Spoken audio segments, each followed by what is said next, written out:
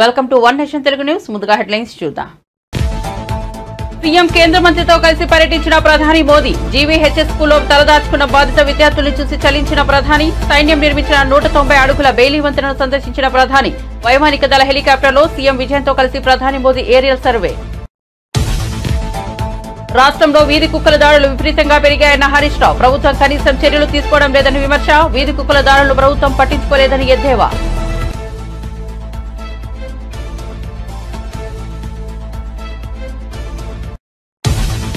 మరోసారి వీధికెక్కిన YCP MLC Duvvada Srinivas కుటుంబం పంచాయతీ. భర్తపై తీవ్రస్థాయి ఆరోపణలు చేసిన శ్రీనివాస్ భార్య దువ్వాడ వాణి నుంచి విడాకులు తీసుకోనున్నట్లు ఎమ్మెల్సీ దువ్వాడ శ్రీనివాస్ ప్రకటన. భార్య పిల్లలపై పోలీసులకు ఫిర్యాదు చేసిన ఎమ్మెల్సీ. వర్గీకరణ సాకారంలో మోదీ అమిత్ షా పాత్ర ఎంతో ఉందని వ్యాఖ్య. వర్గీకరణ అమలుకు రాష్ట్రాల త్వరగా ముందుకు రావాలని విజ్ఞప్తి. రాష్ట్రాల త్వరగా అమలు చేసేలా మోదీ సూచించాలన్న మందకృష్ణ.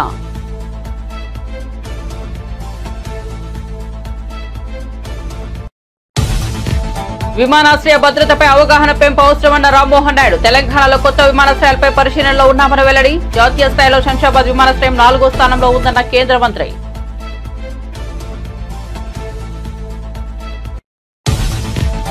ఏపీలో పాత మద్యం బ్రాండ్లు మళ్లీ అందుబాటులోకి రానున్నాయని మంత్రి కొల్లు రవీంద్ర. అక్టోబర్ 1 నుంచి ఏపీలో కొత్త మద్యం పాలసీ అమలవుతుందని వెల్లడి. వైసీపీ హయాంలో 45,000 కోట్ల మద్యం అక్రమాలు జరిగాయని కీలక ప్రకటన.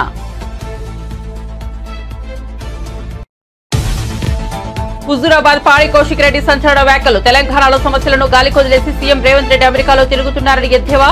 రాష్ట్రంలో నెలకొన్న సమస్యలను పట్టించుకునే నాదుడే లేకుండా పోయారన్న ఎమ్మెల్యే.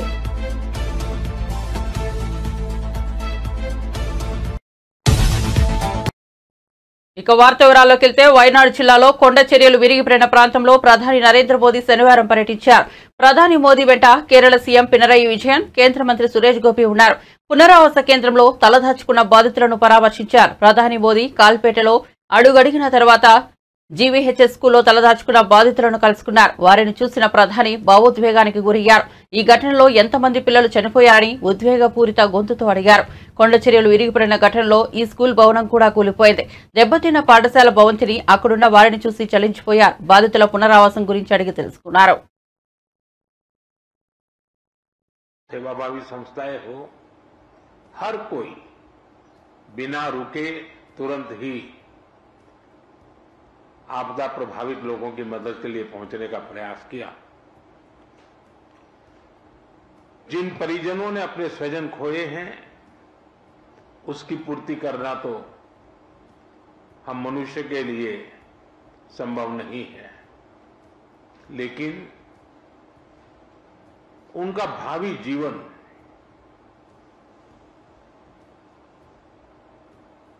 उनके सपने चूर चूर न हो जाए, ये हम सबका सामूहिक दायित्व है।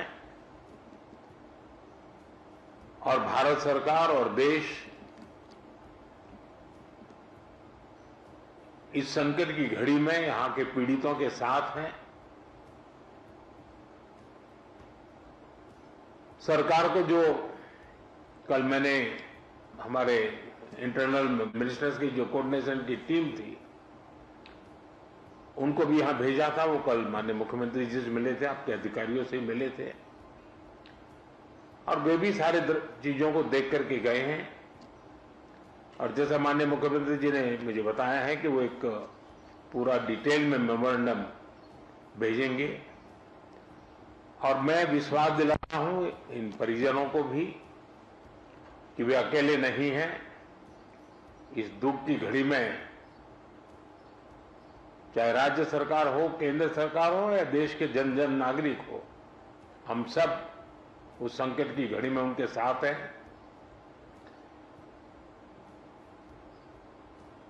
सरकार ने जो नीति नियमों के तहत जो आपदा प्रबंधन के लिए राशि भेजते हैं उसका काफी हिस्सा पहले ही दिया हुआ है, और भी हिस्सा हमने तुरंत रिलीज किया है। और जैसे ही मेमोरेंडम आएगा तो बहुत ही उदारता पूर्वक इन सारी समस्याओं के समाधान के लिए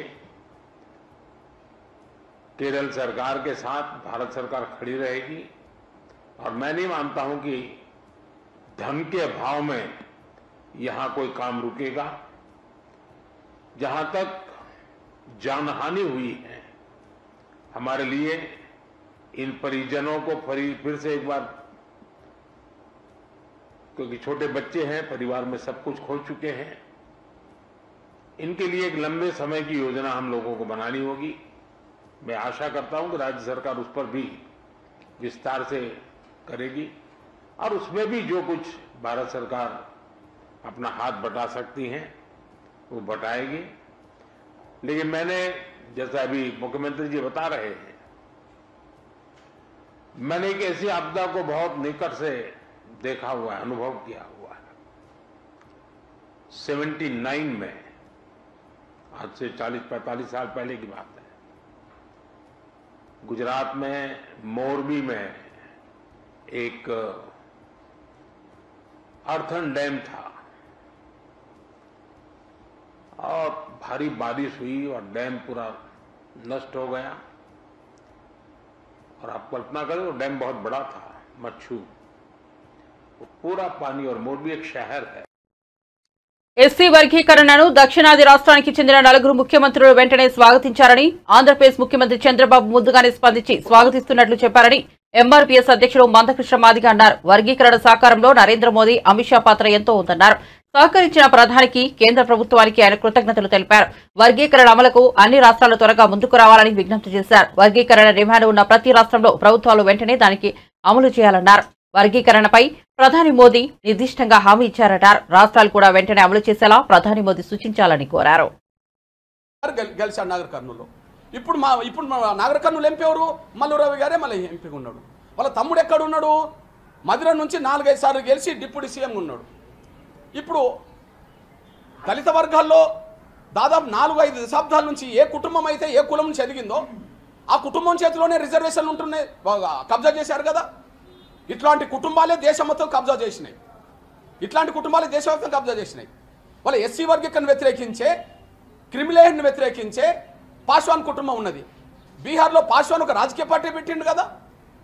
ఉన్నత వర్గాల వాళ్ళు పార్టీలు పెట్టి కూడా నడపలేకపోతుండ్రు. మరి పాస్వాన్ గారు పార్టీ పెట్టి నడుపుతున్నాడు కదా. పాస్వాన్ గారు కొడుకు ఇప్పుడు మళ్ళీ కేంద్ర మంత్రి అయింది కదా. ఎప్పటి నుంచి పాస్వాన్ గారు పేరింటున్నాం? ఎప్పుడైనా జనరల్ సీట్లో పోటీ చేసిండా? ఎప్పటి నుండి రామ్ విలాస్ పాస్వాన్ గారు పేరింటున్నాం? ఎప్పుడైనా జనరల్ సీట్లో పోటీ చేసిండా? ఎప్పుడు వాళ్ళు రిజర్వేషనే కదా, వాళ్ళ కులమే రిజర్వేషన్లు అనుభవిస్తున్నది కదా, వాళ్ళ కుటుంబమే రిజర్వేషన్లు అనుభవిస్తున్నది కదా. అంటే ఇంకో దళిత లీడరు ఆడ పాస్వానేతర కులాల నుంచి ఎవరైనా ఎదగడానికి అవకాశం వీళ్ళు కల్పిస్తున్నారా? లేదు కదా. వాళ్ళు వర్గీకరణకు వ్యతిరేకిస్తారు, మా కులమే తినాలని. వాళ్ళు క్రిమిలేయర్ వ్యతిరేకిస్తారు, మా కుటుంబమే తినాలని. ఎంతకాలం నడవాలి? ఈ దేశంలో దళిత గిరిజన వర్గాల్లో సంపన్న వర్గం ఎదిగిందా లేదా? ఆ ఎదిగిన సంపన్న వర్గం నుంచి కనీసం మినహాయింపులు రావాలా వద్దా? పేద వర్గాలకు అందే కాడ మీ దృష్టికి నేను తీసుకొస్తున్నాను. నేను మా మాయావతి గారు ఇప్పుడు పేద కుటుంబం నుంచి ఉన్న వ్యక్తి అని చెప్పాలా? మాయావతి గారికి రిజర్వేషన్ అమలు జరగాలా? 4 సార్లు ముఖ్యమంత్రి అయింది కదా. పార్టీ దేశవ్యాప్తంగా పార్టీ తమ చేతులు పెట్టుకున్నది కదా. పార్టీ నిధులు అంటే ఇప్పుడు కుటుంబం నిధులకు మారినాయి కదా. తన కుటుంబంలో ఉండబడి తన అన్న కొడుకు పేరుతో 100 కోట్ల రూపాయలు డ్రా చేసింది కదా. ఇప్పుడు ఆమె రిజర్వేషన్లు వర్గీకరణకు వ్యతిరేకం, ఆ కులానికే రిజర్వేషన్లు అందాలని. ఆమె క్రిమిలేయర్కి వ్యతిరేకం, ఆమె పేద కుటుంబం నుంచి. ఇప్పుడు పేద కుటుంబం అని చెప్పగలుగుతామా? మల్లికార్జున్ ఖర్గే ఉన్నాడు దేశంలో, కాంగ్రెస్ పార్టీ ఇప్పుడు అధినేత. కాంగ్రెస్ పార్టీకి జాతీయ స్థాయి అధ్యక్షుడికి ఎదిగే స్థాయికి వచ్చాడు. ఎక్కడి నుండి వచ్చిండు? రిజర్వేషన్ నుంచే కదా. ఎన్నిసార్లు గెలిచిండు? 7-8 సార్లు పార్లమెంట్గా గెలిచిండు కదా రిజర్వేషన్ నుంచే. ఇప్పుడు వాళ్ళ కొడుకు రిజర్వేషన్ నుంచి గెలిచి మంత్రి అయిండు కదా కర్ణాటకలో. వాళ్ళ సొంత అల్లుడు, వాళ్ళ బిడ్డ భర్త ఇప్పుడు ఎంపీగా గెలిచి వచ్చిండు కదా రిజర్వేషన్ నుంచే. అంటే మల్లికార్జున్ కుటుంబానికే రిజర్వేషన్ 50 ఏళ్ళుగా ఉండాలా? 100 కోట్ల రూపాయలు, 1000 కోట్ల రూపాయలు ఆస్తికి ఇప్పుడు వారసులు కాదా? వాళ్ళ కుటుంబాలు పేదరికంలో ఉన్నాయా? వాళ్ళు ఇతర కులానికి రిజర్వేషన్ రాకుండా అడ్డం పడతాడు మల్లికార్జున్ ఖర్గే. చివరికి పేద కుటుంబాలకు న్యాయం జరగకుండా చేయడానికి క్రిమిలేయర్ వద్దంటాడు. పోనీ క్రిమిలేయర్ వద్దంటుండ్రు, మరి పేద కుటుంబాలకు మీకు మధ్యలో పోటీ జరిగితే పేద కుటుంబాలకు మేలు ఎట్లా జరగాలి? కనీసం క్రిమిలేయర్ను వ్యతిరేకించే వాళ్ళు ప్రత్యామ్నాయ సూచన కూడా పేద వర్గాలకు అందే విధంగా. నిజమే, మేము 50-60 ఏళ్ళుగా మేము ఎదిగాం. ఉన్నత ఐఏఎస్ ఆఫీసర్ల కుటుంబాలు ఉన్నాయి. ఏ ఊర్ల నుంచి అయితే ఆ కుటుంబాలు ఎదిగినాయో అదే ఊర్లో ఒక పేద కుటుంబం బిడ్డలు, మాలలో, మాదిగలో, ఇతర కులాల వాళ్ళ బిడ్డలతో పోటీపడే అవకాశం ఉంటుందా? చదువుకునే అవకాశాల్లో, ఉద్యోగాలు సంపాదించుకునే కాడ ఉండదు కదా. అట్లాంటప్పుడు ఏం చేయాలి? కనీసం ప్రత్యామ్నాయ సూచన చేయాలి. అది చేస్తలేరు. ఎస్సీ ఎస్టీ వర్గాల నుంచి ఏ కులాలైతే దేశవ్యాప్తంగా ఎదిగినాయో, ఏ తెగలైతే ఎదిగినాయో వాళ్ళు పార్లమెంటును తీసేశారు, కబ్జా చేసుకున్నారు. వాళ్ళు ఏ కుటుంబాలైతే ఎదిగినాయో కబ్జా చేసుకున్నారు. వాళ్ళ కులాల కంటే వేరే కులాలకు రాణించలేరు, వాళ్ళ కుటుంబాల కంటే వేరే కుటుంబాలకు రాణించలేరు. ఎంతకాలం సాగాలి ఇదంతా? కనీసం మినహాయింపులు ఉండాలి. ఎగ్జాంపుల్ మినహాయింపు.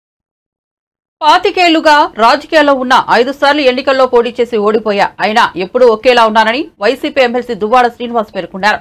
ఈ రోజు నా కుటుంబం గురించి నేనే చెప్పుకోవాల్సిన పరిస్థితి వచ్చిందని ఆవేదన వ్యక్తం చేశారు.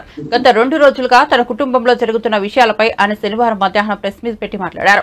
తన భార్య వాణి, కూతురు హైందవి చేస్తున్న ఆరోపణలపై, దివ్యల మాధురితో తనకున్న సంబంధాలపై పలు వివరాలను వెల్లడించారు. ఇన్నేళ్ల రాజకీయ జీవితంలో అధికారం ఉన్నా లేకున్నా నిరంతరం ప్రజల కోసమే పనిచేస్తానని, చేస్తానని వివరించారు. ఎల్లప్పుడూ కాపాడినటువంటి చెప్తున్నారు.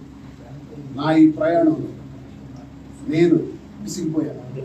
కుటుంబం నాకు పూర్తిగా ఈ సమాజంలో, సభ్య సమాజంలో నా దేవుడైనటువంటి జగన్మోహన్ రెడ్డి గారి ముందు, సామాన్య ప్రజల ముందు నాకు ఎల్లప్పుడూ కాపాడినటువంటి ప్రజలు పాదాలకు శిరస్సు వంచి నేను నమస్కరించే నా ప్రజల ముందు నాకు అవమానాలు పాటు చేసి అస్తవ్యస్తం చేసేసి రాష్ట్రం, జిల్లా ఎక్కడ చూసినా తప్పు చేసేసిన ఈ దువ్వాడవాణి నాకు భార్యగా అన్నారు. కనుక I going to divorce. Divorce కూడా ఇవ్వాలని నిర్ణయించుకున్నాను. నోటీసెస్ సర్వ్ అవుతాయి. ఇక ఫర్దర్ చట్టం పని చట్టం చేస్తుంది. న్యాయస్థానంలో ఎలా నిర్ణయిస్తే అలాగే ముందుకెళ్తానని నా నిర్ణయం నేను తీసుకున్నాను. మా ఇంటి గొడవల్ని రెచ్చగొట్టి ఇవన్నీ చేస్తున్నటువంటి ఈ అధికార పార్టీకి అచ్చెన్నాయుడు ఒకటే చెప్తున్నాను, నాకు ఏమైనా జరిగితే, ఏది జరిగినా బాధ్యత మీరే.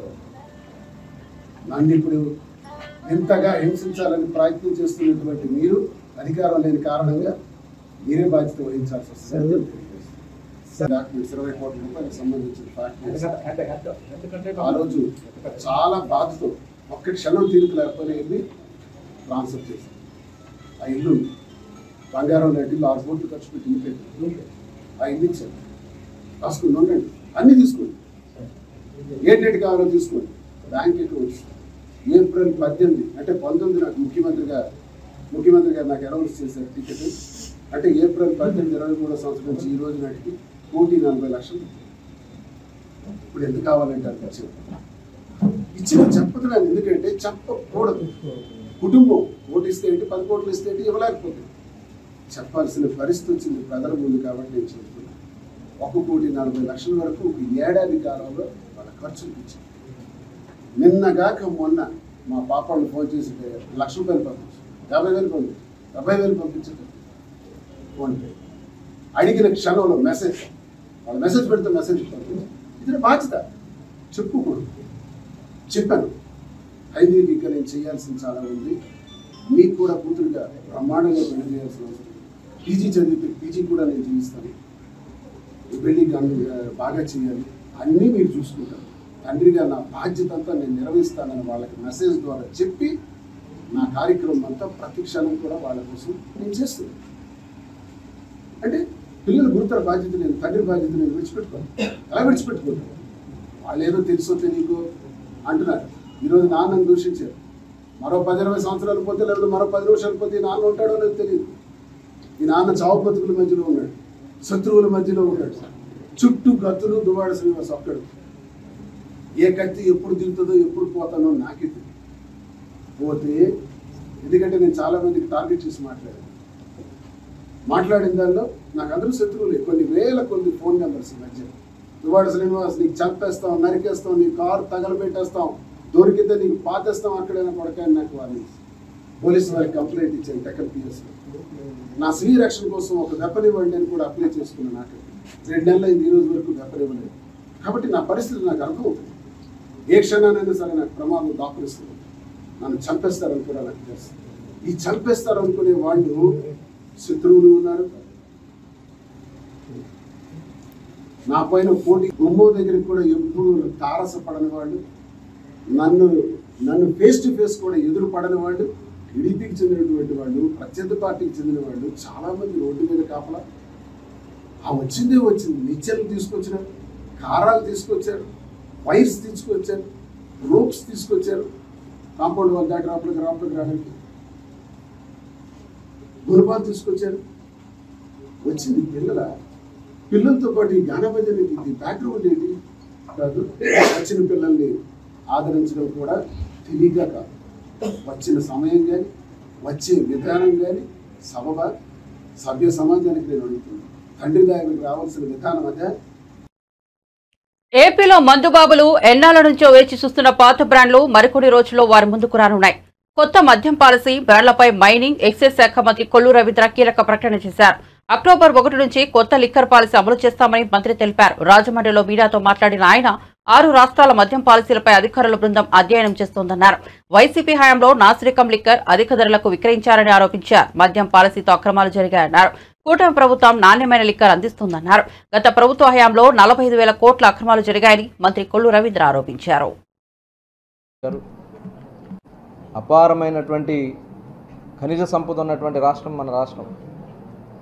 అటు మేజర్ మినరల్స్ కానీ మైనర్ మినరల్స్ కానీ వీటిని కానీ చక్కగా మనం వినియోగం చేస్తే ఎంప్లాయ్మెంట్ ఇవ్వచ్చు, ప్రభుత్వం ఆదాయం కూడా మొత్తం ఈ రాష్ట్రాన్ని అభివృద్ధి పదంలో నడిపించడానికి అద్భుతమైనటువంటి ఖనిజ సంపద ఉన్నటువంటి రాష్ట్రం ఆంధ్ర రాష్ట్రం. ఇవాళ గత ప్రభుత్వం దాన్ని మొత్తం కూడా భ్రష్టు పట్టించారు. దాదాపు 20,000 కోట్ల పైన, ఇది ప్రాథమికంగా మాకు వచ్చిన అంచనా ప్రకారం 20,000 కోట్ల దగ్గర 19 నుంచి 20,000 కోట్లు దోపిడీ జరిగింది ఒక మైనింగ్ డిపార్ట్మెంట్లోనే. దానికోసమే విజిలెన్స్ ఎంక్వైరీ జరుగుతుంది. సిబిసిఐడి కూడా దాని మీద ముఖ్యమంత్రి గారు వైట్ పేపర్లో రిలీజ్ చేయడం జరిగింది. ఇవన్నీ కూడా చూస్తూ ఉంటే చాలా ఘోరంగా రాష్ట్రాన్ని సర్వనాశనం చేశారు. మళ్ళీ వాళ్ళ ప్రజల్ని సాటిస్ఫాక్షన్ లెవెల్స్ పెంచుకుంటూ ముందుకు తీసుకెళ్తూ రాష్ట్రాన్ని కూడా అభివృద్ధి పదంలో నడిపించడానికి కావాల్సినటువంటి అన్ని కార్యక్రమాలు చేయాలని లక్ష్యంగా పెట్టుకున్నాం. మరి ఈరోజు ఈ శాండ్ మీద జరిగినటువంటి రివ్యూలో చాలా ప్రతి డిపార్ట్మెంట్తో కూడా మేము డిస్కస్ చేయడం జరిగింది. ఇమీడియట్గా చర్యలన్నీ కూడా తీసుకుంటాం. నెక్స్ట్ వీక్ నుంచి ఇక్కడ శాండ్కి ఇబ్బంది లేదనే విధంగా మొత్తం కూడా ఏర్పాట్లు చేయమని కూడా మరి కలెక్టర్ గారు అందరికీ చెప్పడం కూడా జరిగింది. ఇవన్నీ కూడా చేసుకుని ముందుకెళ్తామని మరొకసారి తెలియజేసుకుంటూ అందరికీ నమస్కారం. మాట్లాడండి ప్రెస్ మీట్లో ఇమీడియట్గా చేయడానికి అవకాశం ఉంది. ఆ 8 పాయింట్ని రేపు కల్లా మిగతా ఇంకొక 9 పాయింట్స్ ఉన్నాయి. ఎందుకంటే గతంలో రాఘవ కన్స్ట్రక్షన్ వాళ్ళు ఇరిగేషన్ డిపార్ట్మెంట్ వాళ్ళు ఇవ్వడం జరిగింది. అది కూడా క్లారిటీ తీసుకుని నెక్స్ట్ వీక్లో ఆ 9 కూడా వస్తే ఇంకో 17 బోట్మెన్ సొసైటీకి సంబంధించినటువంటి పాయింట్స్ నుంచి మనకి శాండ్ అవైలబిలిటీ వస్తుంది. కాబట్టి ఫస్ట్ వాళ్ళకి ముందు ప్రభుత్వం ఇచ్చిందండి, కానీ వాళ్ళ తర్వాత వాళ్ళ చేత తీయించకుండా వీళ్ళు ఇక్కడ ఆర్కేజీ వీళ్ళని కొంతమంది వాళ్ళు తీసేసి తర్వాత డిసెంబర్లో కూడా కోర్టు ఆదేశంతో వచ్చినప్పుడు అప్పుడు పైకి తీసుకొచ్చారండి. వాళ్ళు ఈలోగా కొన్ని కోట్ల రూపాయలు వెళ్ళిపోయింది. అదన్నీ ఎంక్వైరీ జరుగుతున్నాయి. దానికోసమే ఎంక్వైరీ జరుగుతుంది. రేవంత్ రెడ్డి బృందం కాలిఫోర్నియాలోని కూపర్టినోలోని ఆపిల్ సంస్థ ప్రధాన కార్యాలయం ఆపిల్ పార్క్ ను సందర్శించింది. ఈ సందర్భంగా ప్రభుత్వం చేపడుతున్న కార్యక్రమాలను తెలంగాణ ప్రభుత్వ ప్రతినిధి బృందం టెక్ దిగ్గజ అధికారులకు వివరించింది. ఆపిల్ పార్క్ ను సందర్శించడం ఆనందంగా ఉందని సీఎం రేవంత్ రెడ్డి ఎక్స్ వేదికగా పోస్ట్ చేశారు. అనేక రంగాలలో పెట్టుబడులకు గమ్యస్థానంగా తెలంగాణకు అనువైన ప్రదేశమని పేర్కొన్నారు. 175 ఎకరాల విస్తీర్ణంలో ఉన్న ఈ క్యాంపస్ అనేక రంగాల్లో పలు పెట్టుబడులకు గమ్యస్థానంగా ఉందని, హైదరాబాద్ తెలంగాణ గురించి బలంగా గలం వినిపించడానికి అనువైన ప్రదేశమన్నారు. వరంగల్ ఎంజీఎం ఆసుపత్రిలో 4 రోజుల పసికందును కుక్కలు పీకుతున్న ఘటనపై సిద్దిపేట ఎమ్మెల్యే మాజీ మంత్రి హరీష్ రావు తీవ్రంగా స్పందించారు. రాష్ట్రంలో వీధి కుక్కల దాడులు విపరీతంగా పెరిగాయని, ప్రభుత్వం కనీసం చర్యలు కూడా తీసుకోవడం లేదని విమర్శించారు. నిన్న వరంగల్లో అంతకుముందు నార్సింగ్లో దివ్యాంగ చిన్నారిపై వీధి కుక్కలు దాడి చేశాయని గుర్తు చేశారు. ఇబ్రహీంపట్నంలో 4 ఏళ్ల చిన్నారి చనిపోయిందని వాపోయారు. 8 నెలల కాలంలో 343 కుక్క కాటు ఘటనలు జరిగాయన్నారు. వీధి కుక్కల దాడులపై పలుమార్లు హైకోర్టు హెచ్చరించినా కాంగ్రెస్ ప్రభుత్వం మొద్దు నిద్రను వీడటం లేదని ఆగ్రహం వ్యక్తం చేశారు. కుక్కల దాడిలో చిన్నారులు మృతి చెందుతుంటే ఇలాంటి హృదయ విదారక ఘటనలపై ప్రభుత్వం చలించకపోవడం అభానీయమన్నారు. రాష్ట్రంలో కుక్కల దాడుల్లో మనుషులు చనిపోవడం అనేది సాధారణాంశంగా ప్రభుత్వం భావిస్తున్నట్లుగా ఉందని ఆరోపించారు. కుక్క కాటు బాధితులకు నష్టపరిహారం చెల్లించాలని ఆయన డిమాండ్ చేశారు. తెలంగాణలో నూతన విమానాశ్రయాల ఏర్పాటు పరిశీలనలో ఉందని, దానిపై తగిన నిర్ణయం తీసుకుంటామని కేంద్ర పౌర విమానయాన శాఖ మంత్రి రామ్మోహన్ నాయుడు అన్నారు. ఏవియేషన్ సెక్యూరిటీ కల్చరల్ వీక్ ను శంషాబాద్ అంతర్జాతీయ విమానాశ్రయంలో నిర్వహించారు. ఈ కార్యక్రమంలో ముఖ్య అతిథిగా రామ్మోహన్ నాయుడు పాల్గొన్నారు. అనంతరం మీడియాతో మాట్లాడిన ఆయన, చంద్రబాబు దూరదృష్టి వల్లే నేడు జాతీయ స్థాయిలో శంషాబాద్ విమానాశ్రయం 4వ స్థానంలో ఉందన్నారు. అంతర్జాతీయ స్థాయి ప్రమాణాలతో విమానాశ్రయాల్లో భద్రత నిర్వహిస్తున్నట్లు వెల్లడించారు. విమానాశ్రయాల్లో తనిఖీలు, భద్రత పట్ల ప్రయాణికులు సైతం అవగాహన కలిగి ఉండి సిబ్బందికి సహకరించాలని కేంద్ర మంత్రి కోరారు. సెక్యూరిటీ తాలూకా పాత్ర ఎంత ముఖ్యమైనటువంటిదో గతంలో కూడా చూసాం. ఎటువంటి సంఘటనలు ఎటువంటి వచ్చినా సరే భారతదేశంలో మాకున్నటువంటి బీకాస్ సంస్థ ద్వారా సెక్యూరిటీ మెజర్స్లో ఎక్కడ ఎటువంటి లోపాలు లేకుండా బలమైనటువంటి చట్టాలతో బలమైనటువంటి సెక్యూరిటీ మెజర్స్తో ఎప్పుడు కూడా సెక్యూరిటీని మన భారతదేశంలో ప్రపంచ స్థాయిలోనే ఒక ఉన్నతంగా మెయింటైన్ చేయడానికి మనం అందరం కూడా కృషి చేస్తూ ముందుకు వచ్చాం. అయితే పబ్లిక్లో కూడా అవేర్నెస్ క్రియేట్ చేయాలి. ఎయిర్పోర్ట్స్కి వచ్చినప్పుడు కానీ ప్లేన్స్ బోర్డ్ అయ్యేటప్పుడు కానీ ఏ సెక్యూరిటీ మెజర్స్ ఉన్నాయి, ఏవేవి పాటించాలి. అలాగే మేము కూడా అడ్వైస్ చేస్తున్నాం. మా తరపున సెక్యూరిటీ సిబ్బంది కూడా ఎవరైతే ఉంటారో సిఐఎఫ్ కానీ వాళ్ళు కూడా వచ్చే ప్యాసింజర్స్తో ఏ రకంగా బిహేవ్ చేయాలి, అందరూ కూడా కలిసి ఒక పాజిటివ్ ఎన్వైర్న్మెంట్ ఎయిర్పోర్ట్స్లో కానీ ఏవియేషన్లో కానీ ఏ రకంగా క్రియేట్ చేయాలనేది దాని మీద ప్రత్యేకంగా ఈ యొక్క కల్చర్ వీక్లో ఎన్నో దగ్గరలో చర్చించడం జరుగుతుంది. దేశ స్థాయిలో వివిధ ఎయిర్పోర్టుల్లో కార్యక్రమాలు కూడా దీని గురించి జరిపారు. చాలామంది ముఖ్యమంత్రులు కూడా ఆ కార్యక్రమాల్లో హాజరయ్యారు. రాష్ట్ర ప్రభుత్వాల తరఫున మరి ఎమ్మెల్యేలు కానీ ఎంపీలు కానీ అందరూ కూడా ఈ యొక్క కల్చర్ వీక్లో చాలా ఉత్సాహంగా పార్టిసిపేట్ చేసి దీన్ని విజయవంతం చేశారు. దానికోసం ప్రత్యేకంగా అందరికీ కూడా అభినందనలు తెలియజేస్తున్నాను. అలాగే మా సివిల్ ఏవియేషన్ సెక్యూరిటీ కల్చర్ వీక్కి మరి అమిత్ షా గారు కూడా ప్రత్యేకంగా అభినందనలు కూడా తెలియజేయడం జరిగింది. మరి ఈ రకంగా వాళ్ళందరికీ కూడా మరొకసారి నా తాలూకా ధన్యవాదాలు తెలియజేసుకుంటూ మరి నరేంద్ర మోదీ గారు కూడా ఒక పెద్ద కార్యక్రమాన్ని దేశ స్థాయిలో విప్లవంగా ముందుకు నడిపించడం జరుగుతుంది. అది ఏక్ పేడ్ మాకే నామన్, మన తల్లి పేరు మీద ఒక చెట్టుని నాటేటటువంటి కార్యక్రమం నరేంద్ర మోదీ గారు ప్రారంభించి సెప్టెంబర్లోగా 80 కోట్ల ట్రీస్ని ప్లాన్ చేయాలి, చెట్లు నాటాలని చెప్పి ఆయన కూడా ఒక సంకల్పంతో ముందుకు వచ్చారు. సో దేశ ప్రజలందరికీ కూడా మరి ప్రధానమంత్రి గారి తరపున కేంద్ర ప్రభుత్వం తరపున నేను కోరుతున్నాను, చెట్టుని నాటడం కంటే మరి మంచి కార్యక్రమం ఇంకేది కూడా ఉండదు. కాబట్టి ప్రతి ఒక్కరూ కూడా తల్లి మీద ఉన్నటువంటి ప్రేమని ఒక మంచి సందర్భాన్ని మీరందరూ కూడా ఎంచుకొని ఒక మంచి చెట్టుని నాటి సమాజంలో మన తాలూకా భూమిని కూడా మంచి వాతావరణం క్రియేట్ చేయడానికి మీరందరూ కూడా సహకరించాలని కూడా ఈ సందర్భంగా తెలియజేసుకుంటున్నాను. అలాగే హైదరాబాద్ ఎయిర్పోర్ట్ ఈరోజు మనం చూసుకుంటే దేశంలో 4వ పెద్ద ఎయిర్పోర్ట్. దీనికి పునాది మరి నారా చంద్రబాబు నాయుడు గారు 2000లో నాటడం జరిగింది. ఆయన తాలూకు ఆలోచన ద్వారా మొట్టమొదటిగా మన దేశంలో గ్రీన్ఫీల్డ్ ఎయిర్పోర్ట్ కింద ఈ హైదరాబాద్ ఎయిర్పోర్ట్ రావడం. ఆ రోజు చాలామంది ఎందుకు ఇంత పెద్ద ఎయిర్పోర్టు ఇన్ని ఎకరాలని అన్నప్పటికీ ఈరోజు 4th largest airport in the country అయి one of the top 10 airports in the whole వరల్డ్లో ఈరోజు అయ్యింది. ఇప్పుడు మనం చూసుకుంటే చాలా అద్భుతంగా ఈ యొక్క ఎయిర్పోర్ట్ను కూడా డెవలప్ చేసుకోవడం జరిగింది. కాబట్టి ఈ ఎయిర్పోర్ట్కి వచ్చి ఇక్కడ ఒక కార్యక్రమం జరుపుకోవడం అనేది నాకు కూడా చాలా గుర్తుండిపోయేటటువంటి కార్యక్రమంగా నేను భావిస్తున్నాను. హైదరాబాద్ ఎయిర్పోర్ట్ని డెవలప్ చేస్తాం. అలాగే తెలంగాణలో కూడా పలు సందర్భాల్లో ఇంకెక్కడెక్కడ ఎయిర్పోర్ట్లు వస్తాయన్న ఆలోచనతో చాలా డిస్కషన్స్ కూడా జరిగాయి. సో మా డిపార్ట్మెంట్లో కూడా ఇంకా తెలంగాణలో ఎక్కడెక్కడ ఎయిర్పోర్ట్స్ రావచ్చు అన్న దాని మీద కూలంకుషంగా మేము కూడా స్టడీ చేస్తున్నాం. అతి త్వరలోనే వివరాలు కూడా నేను చెప్తాను. ఖచ్చితంగా నా తాలూకా ఇంటెన్షన్ కూడా ఈరోజు తెలుగు రాష్ట్రాల్లో ఎయిర్పోర్ట్స్ తాలూకా యాక్టివిటీని ఇంప్రూవ్ చేయాలని నేను బలంగా ప్రగాఢంగా దాని వెనక. హుజూరాబాద్ ఎమ్మెల్యే పాడి కౌశిక్ రెడ్డి సంచలన వ్యాఖ్యలు చేశారు. తెలంగాణలో సమస్యలను గాలికొదిలేసి సీఎం రేవంత్ రెడ్డి అమెరికాలో తిరుగుతున్నారు. రేవంత్ రెడ్డి ఏమైనా అమెరికా ప్రెసిడెంట్ పదవికి పోటీ చేస్తున్నాడా అని ప్రశ్నించారు బీఆర్ఎస్ ఎమ్మెల్యే పాడి కౌశిక్ రెడ్డి. ఈ గవర్నమెంట్ ఉన్నదా లేదా అనే అనుమానం కలుగుతుందని, రాష్ట్రంలో నెలకొన్న సమస్యలను పట్టించుకునే నాదుడే లేకుండా పోయారని తెలిపారు. CM Revanth Reddy chief secretary, finance సెక్రటరీలో అమెరికా వెళ్తే ఎవరికైనా ఏదైనా సమస్య వస్తే ఎలా పరిష్కరిస్తారని ప్రశ్నించారు. నాకున్న సమాచారం మేరకు ఎన్నడూ కూడా లేదు. అసలు ఈ గవర్నమెంట్ ఉన్నదా లేదా, ఇలా బాధ్యతగా ఇదేమన్నా అయితే గిట్లా ఇప్పుడు గురుకులం గురించి చెప్పారు, దీనికి ఫైనాన్షియల్ అసిస్టెన్స్ ఇవ్వాలి. ఎవరు ఇవ్వాలి? సెక్రటరీ, ఫైనాన్స్ సెక్రటరీ గారు ఇవ్వాలి. ఎక్కడున్నారు ఫైనాన్స్ సెక్రటరీ గారు? అమెరికాలో ఉన్నారు. ఫ్లైట్లో పోయినరు.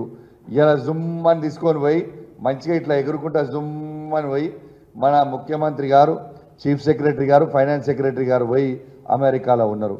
నేను ఒక్కటే అడుగుతున్నా ఈ ముఖ్యమంత్రి గారిని, మీరేమైనా అమెరికా ప్రెసిడెంట్ కాంటెస్ట్ చేద్దామని ఆలోచనలో ఉన్నారా అని అడుగుతా ఉన్నాను రేవంత్ రెడ్డి గారిని.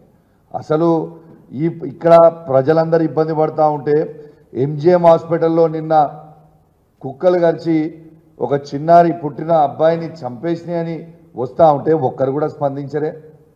అసలు ఈ ముఖ్యమంత్రి గారిని ఇంకో ప్రశ్న నేను అడగాలన్నా అనుకుంటున్నాను. తను ఏమన్నాడు?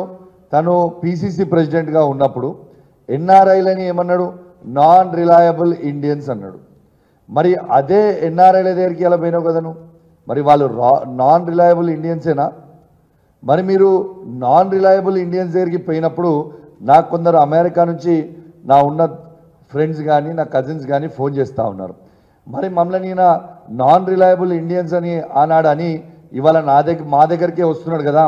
మరి ఈ రేవంత్ రెడ్డి గారైన నాన్ రిలయబుల్ ఇండియన్ని మేమెట్లా నమ్మి పెట్టుబడులు పెట్టాలి అని ఇవాళ అమెరికాలో ఇదొక పెద్ద చర్చ అయిపోయిందని చెప్పి సందర్భంగా తెలియజేస్తా ఉన్నాను. వాస్తవంగా చెప్పాలంటే రేవంత్ రెడ్డి గారు కేవలం షో పుటప్కి పోతా ఉన్నాడు తప్పితే ఆడ ఇన్వెస్ట్మెంట్స్ వచ్చేది లేదు, ఏం లేదు. మొన్న గోడీ వచ్చింది, 8,000 కోట్లు తెచ్చిన డావోస్ నుంచి చెప్పిండు. ఇలా గోడీ లేదు, బోడీ లేదు. ఈయన అన్ని బోడీ మాటలు పెట్టుడు, బోడీ మాటలు చెప్పుడు తప్పితే ఆడ గోడీకి ఉన్న ఇన్వెస్ట్మెంటే వాళ్ళకి టర్న్ ఓవరే లేదు. 8,000 కోట్ల రూపాయల ఇన్వెస్ట్మెంట్ వచ్చిందని చెప్పిండు. ఇది స్వయంగా మా మాజీ మంత్రివర్యులు కేటీఆర్ గారే చెప్పారు అసెంబ్లీలో. అసలు గోడీ అనే దానికి టర్న్ ఓవరే లేదు, 8,000 కోట్ల ఇన్వెస్ట్మెంట్ వచ్చిందని ఎట్లా వచ్చిందని చెప్పండి అని చెప్పిండు. అంటే రేవంత్ రెడ్డి గారు చేసే పనులేంది? గోడీ వచ్చిందని చెప్పుడు, ఆ అన్ని బోడీ మాటలు చెప్పుడు. నంబర్ 1. నంబర్ 2, రెండోది ఇవాళ ఏం చేసిండు? వాళ్ళ తమ్ముడు ఒక కంపెనీ 15 రోజుల ముందు ఫ్లోట్ చేసి ఆయన సంపాదించిన అక్రమ సొమ్ము, మళ్ళా చెప్తున్నా, ఆయన సంపాదించిన 10 నెలల్లో సంపాదించిన అక్రమ సొమ్ముని కన్వర్ట్ చేసుకోవడానికి 15 రోజుల క్రితం ఒక కంపెనీ ఫ్లోట్ చేసి ఇన్వెస్ట్మెంట్లు వచ్చినాయని చెప్తా ఉన్నాడు. ఇవాళ కావాలంటే ఆ బర్రె నీడనే కొనుక్కోవచ్చు. ఆ బర్రె ఎక్కడైతే 5 లీటర్ల పాలు ఇస్తుంది ఆ బర్రె నీడనే కొనుక్కోవచ్చు. ఆ బర్రె అమెరికా బర్రె అని చెప్పి ఇది 50 లీటర్ల పాలు ఇస్తుంది రాబాయ్ అని చెప్పి అమ్ముతా ఉన్నాడు. అంటే ఎవరిని పిచ్చోళ్ళని చేస్తున్నావు? ఎన్ని రోజులు పిచ్చోళ్ళని చేస్తావు?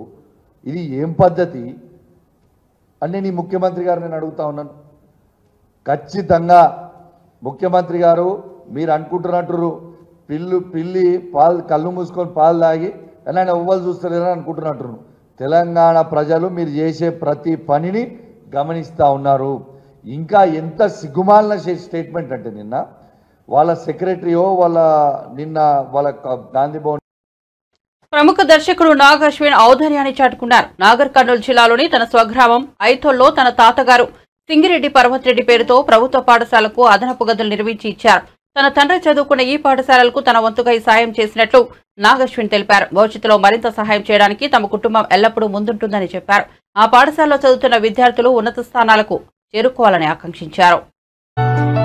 చిన్న స్కూల్ గదుల ఇనాగ్రేషన్లో పార్టిసిపేట్ చేసినందుకు ఊరంతా చాలా సంబరంగా ఉంది. ఈరోజు మేము అతనికి కృతజ్ఞతలు తెలియజేసుకుంటున్నాం. ఇంకా thank you.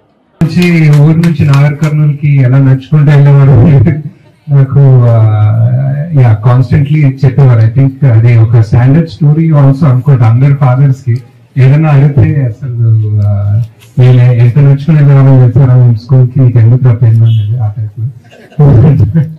But full inspiration అండి. అంటే మా మదర్ కూడా ఊర్లో ఎంత యాక్టివ్ గా గుడి కానివ్వండి బడి కానివ్వండి చిన్నప్పటి నుంచి నాకు జస్ట్ ఊరికి వచ్చేటప్పుడు ఒక బ్యాగ్ మందులు తీసుకొచ్చేవాళ్ళు. జస్ట్ తీసుకొచ్చి అందరూ ఒక కాన్స్టెంట్ ఇక్కడ ఒక ఓపీ వచ్చేది అనమాట. మా పార్టీలో ఉండేది మా తాతగారు ఉన్నప్పుడు. సో అక్కడ నుంచి గుర్తు అనమాట. సో ఐ థింక్ మేబీ ఎంత నేను పెద్ద ఏం చేయలేదు అనుకుంటా. నేను జస్ట్ ఒక 3 సినిమాలు తీశాను. జస్ట్ దాని వల్ల ఏదో కొంచెం నాని ఏదో ఫోటోలు తీసుకుంటా కానీ వాళ్ళు చేసిన 12 మంది అసలు చాలా తక్కువ. బులెటిన్ ముగించే ముందు హెడ్లైన్స్ మరోసారి చూద్దాం. సీఎం కేంద్ర మంత్రితో కలిసి పర్యటించిన ప్రధాని మోదీ. జీవీహెచ్ఎస్ స్కూల్లో తలదాచుకున్న బాధిత విద్యార్థులను చూసి చలించిన ప్రధాని. సైన్యం నిర్మించిన 190 అడుగుల బెయిలీ వంతెనను సందర్శించిన ప్రధాని. వైమానిక దళ హెలికాప్టర్లో సీఎం విజయంతో కలిసి ప్రధాని మోదీ ఏరియల్ సర్వే. రాష్ట్రంలో వీధి కుక్కల దాడులు విపరీతంగా పెరిగాయన్న హరీష్ రావు. ప్రభుత్వం కనీసం చర్యలు తీసుకోవడం లేదని విమర్శ. వీధి కుక్కల దాడులను ప్రభుత్వం పట్టించుకోలేదని విమర్శ.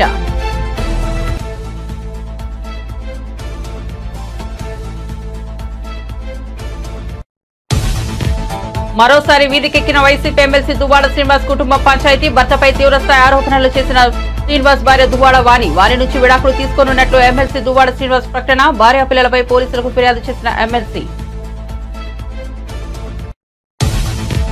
వర్గీకరణ సాకారంలో మోదీ అమిత్ షా పాత్ర ఎంతో ఉందని వ్యాఖ్య. వర్గీకరణ అమలుకు రాష్ట్రాలు త్వరగా ముందుకు రావాలని విజ్ఞప్తి. రాష్ట్రాలు త్వరగా అమలు చేసేలా మోదీ సూచించాలన్న మందకృష్ణ మాదిగ.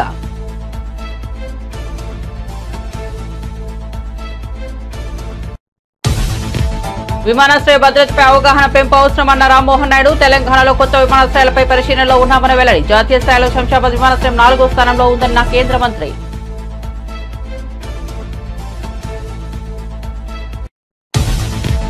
ఏపీలో పాత మద్యం బ్రాండ్లు మళ్లీ అందుబాటులోకి రానున్నాయన్న మంత్రి కొల్లు రవీంద్ర. అక్టోబర్ 1 నుంచి ఏపీలో కొత్త మద్యం పాలసీ అమలు అవుతుందని వెల్లడి. వైసీపీ హయాంలో 45,000 కోట్ల మద్యం అక్రమాలు జరిగాయని కీలక ప్రకటన.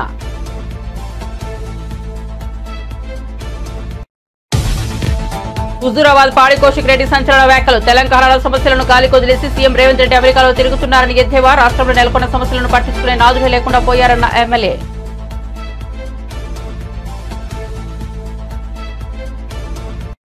మరిన్ని అప్డేట్స్ కోసం చూస్తూనే ఉండండి వన్ నేషన్ తెలుగు న్యూస్.